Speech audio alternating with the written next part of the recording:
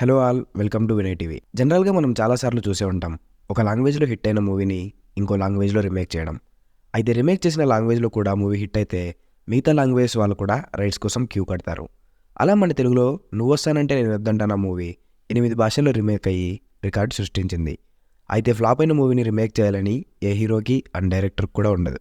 కానీ 2004లో మన టాలీవుడ్లో అట్టర్ ఫ్లాప్ అయిన ఒక తెలుగు మూవీని కన్నడలో రిలీజ్ చేస్తే సూపర్ హిట్ అయింది. ఆ సినిమాకి సంబంధించిన విషయాలేంటో చూసే ముందు మీరు ఇంకా ఈ వీడియోని లైక్ చేయకుంటే లైక్ చేసి మా ఛానల్కి కొత్తగా వచ్చినట్లయితే ఛానల్ని సబ్స్క్రైబ్ చేసుకోండి. స్టూడెంట్ నెంబర్ 1, ఆది, సింహాద్రి లాంటి మూవీస్తో వరుస బ్లాక్ బస్టర్స్ కొట్టిన జూనియర్ ఎన్టీఆర్కి సింహాద్రి సినిమా తర్వాత తనకున్న క్రేజ్ చాలా పెరిగిపోయింది. ఎంతలా అంటే తనకు సెట్ అయ్యే స్టోరీస్ని డైరెక్టర్ తీసుకురాలేమో అని అంతలా. అయితే అప్పటికే నాగార్జునతో శివమణి మూవీ లాంటి బ్లాక్ బస్టర్ హిట్ కొట్టి డాషింగ్ డైరెక్టర్గా పేరు తెచ్చుకున్న పూరి జగన్నాథ్ చెప్పిన స్టోరీ లైన్ తారక్కి నచ్చడంతో ఈ స్టోరీ అయితే తనకున్న ఇమేజ్కి సెట్ అవుతుందని ఆ మూవీకి ఓకే చేశాడు ఎన్టీఆర్. సినిమా షూటింగ్ కంప్లీట్ అయింది. ఈ సినిమాకి సంబంధించిన ఆడియో ఫంక్షన్ని వాళ్ళ సొంతూరైన నిమ్మకూరులో ప్లాన్ చేశారు. వాళ్ళు అరేంజ్ చేసిన ఈవెంట్కి అక్కడ వచ్చిన ఫ్యాన్స్కి అసలు సంబంధమే లేదు. దాదాపు 10 లక్షల మంది హాజరైన ఆడియో ఫంక్షన్గా ఈ ఆడియో ఫంక్షన్ చరిత్రకెక్కింది. కేవలం ఈవెంట్ కోసం మాత్రమే 10 స్పెషల్ ట్రైన్స్ని సెంట్రల్ గవర్నమెంట్ కేటాయించిందంటే అప్పటికే ఎన్టీఆర్కి ఎంత క్రేజ్ ఉందో మనం సపరేట్గా మాట్లాడుకోవాల్సిన అవసరం లేదు. కానీ ఇన్ని భారీ అంచనాలతో వచ్చిన ఈ ఆంధ్రావళ మూవీ థియేటర్లో రిలీజ్ అయిన తర్వాత ఫ్లాప్ అయింది. దాంతో పూరి ఎన్టీఆర్కి కోలుకోలేని దెబ్బ పడింది. ఎన్టీఆర్ని అప్పటి వరకు ఆడియన్స్ తన ఏజ్కి తగ్గట్టు పాత్రలోనే చూశారు.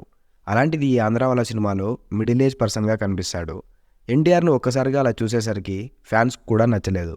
దాంతో ఈ మూవీ మన తెలుగులో ఉన్న ఫ్లాప్ మూవీ లిస్టుల్లో ఒకటిగా చేరింది. కానీ ఇదే స్టోరీతో కన్నడలో ఒక మూవీ వచ్చింది. బట్ సినిమా చేసింది మాత్రం కన్నడ పవర్ స్టార్ పునీత్ రాజ్ కుమార్. ఇదే పూరి జగన్నాథ్తోనే అప్పు అనే మూవీ చేసి అప్పటికే బ్లాక్ బస్టర్ కొట్టి కన్నడలో మంచి క్రేజ్ సంపాదించిన పునీత్కి ఇది థర్డ్ ఫిలిం.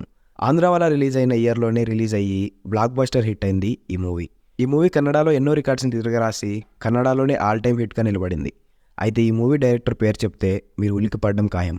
ఎవరా అంత టాలెంటెడ్ డైరెక్టర్ అనుకుంటున్నారా? అతనే మన pan India number 1 director Meher Ramesh.